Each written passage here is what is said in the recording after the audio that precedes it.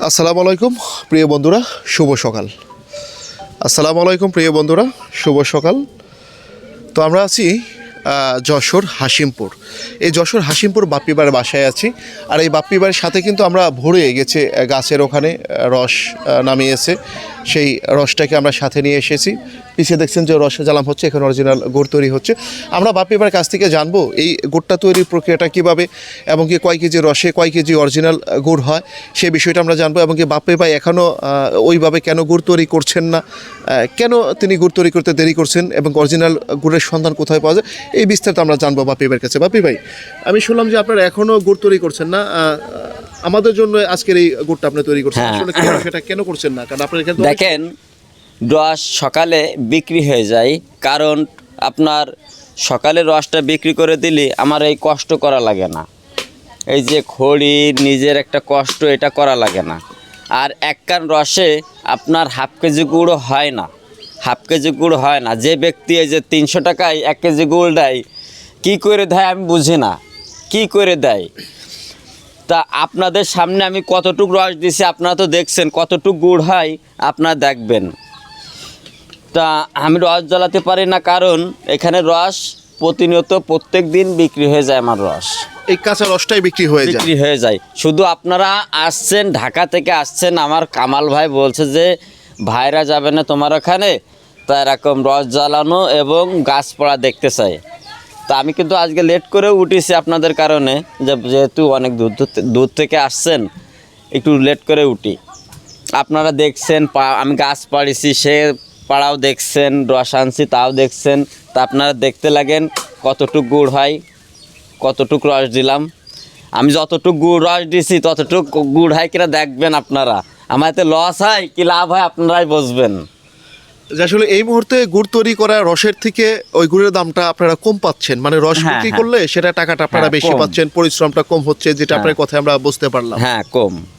Original গুড়, আমি যে এই গুড়টা জ্বালাবো, গুড়টা জ্বালায় আমি যে আপনাকে বলবো যে 600 টাকা কেজি, গ্রাম অঞ্চলের লোক কিন্তু চমকে যাবে যে কি, চমকে যাবে।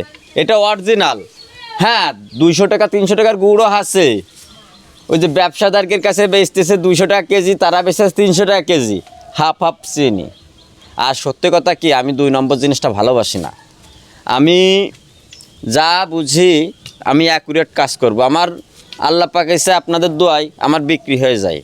আমার বাড়ি সকাল হলে সিরিয়াল দেয়, আমি তার আগের থেকে বলে দিচ্ছি যে আমি রস দিতে পারবার না ভাইরা, আপনারা থাকতেও তো অনেক লোক আসছে না, আমি কিন্তু রস দিইনি যে রস বিক্রি করব না। যে আজকে আপনাদের প্রসেসটা করে দেখাই দেবো যে কতটুক গুড় হয়, কতটুক রসে কতটুক গুড় হয়, তার জন্য কিন্তু কী করছি আপনারা দেখবেন যে কিসের জন্য জ্বালায় না একটা গাছি। আর এখন রসটা পাতলা, রস যখন ঘন হবে এক একটা ভাড়ে কিন্তু 1 কেজি গুড় হবে। তখন কখন? এখনও 1.5 মাস পরে যায়। একটা ভাড়ে কয় কেজি রস থাকে? আপনার আছে 5 লিটার আছে ভাড়, 6 লিটার আছে, 7 লিটার আছে আমার কাছে। 7 লিটার পর্যন্ত রস ধরবে।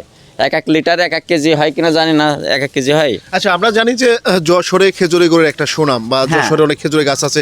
তাহলে আপনি কি মনে করেন যে এখানে অরিজিনাল গুড় কি তৈরি হয় না, বা কখন হয়? হয় হয় হয়। যেমন আমাদের মতন মানুষের কাছ থেকে অনেক লোক আছে যে 5 কান 10 কান করে রস নিয়ে যায়, ওই 10 কান রস নিয়ে যায়, ওর মধ্যে ব্যবসাদাররা ওর মধ্যে নিয়ে যায় আরও 5 কেজি চিনি দিচ্ছে, চিনি দিয়ে ওই রসটা জ্বালায় ওই দোকানে বিক্রি করে দিচ্ছে।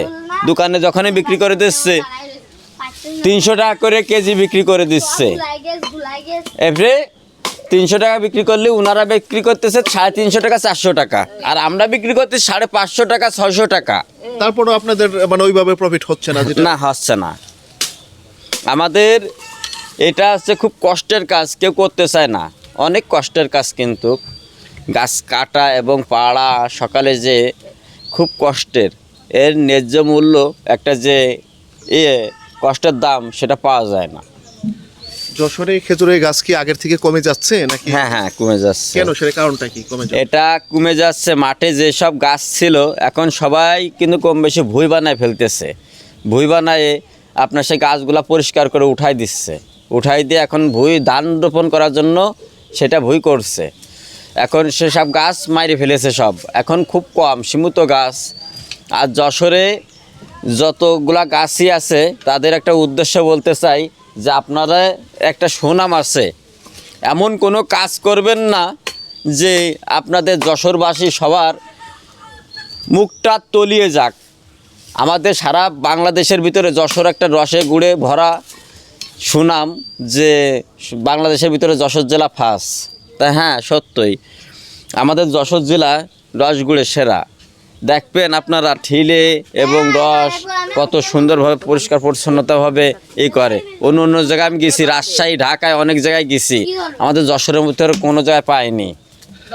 রসটা কিন্তু বাপি ভাই লাল হয়ে আসছে, একটু আসেন তো ভাই, একটু দেখান যে রসটা কিন্তু লাল হয়ে আসছে, মানে জ্বালাম হতে হতে কালারটাও কিন্তু কিছুটা পরিবর্তন হয়ে আসছে। তো এটা কতক্ষণ লাগবে বাপি ভাই এটাকে ঘুরে আসতে, আর কতক্ষণ সময় লাগবে? খানিক লাগবে, মানে কতক্ষণ লাগবে? আর 1 ঘন্টা মতো লাগবে। আর 1 ঘন্টা লাগবে, তারপরে এটা কি গুড় হয়ে যাবে, তাই না? আপনারা যেরকম করতে বলবেন, আমাকে যদি বলতে বলেন যে দানা হবে একদম পিওর, সেরকম পিওর দানা হয়ে যাবে। আপনারা যা বলতে পারবেন, আপনারা তো জ্বালানো দেখছেন, এতে কোনো ভেজাল দেখছেন আপনি? না, হ্যাঁ, না, আমরা সেটা দেখি না, আমরা তো দেখছেন? সাথেই হ্যাঁ, সাথেই গাছ থেকে রেখেছেন। রসটা নামাই নিয়ে আসলেন আমার সামনে, আমাদের হ্যাঁ, সামনে, আপনি সেটাকে আমরা যা বলবেন, আমি এই রসেরে, আমি এই গুড়টা জ্বালাই, আমি যা বলতে বলবো, যা করতে বলবেন আমি তাই করে দেখাবো আপনাদের।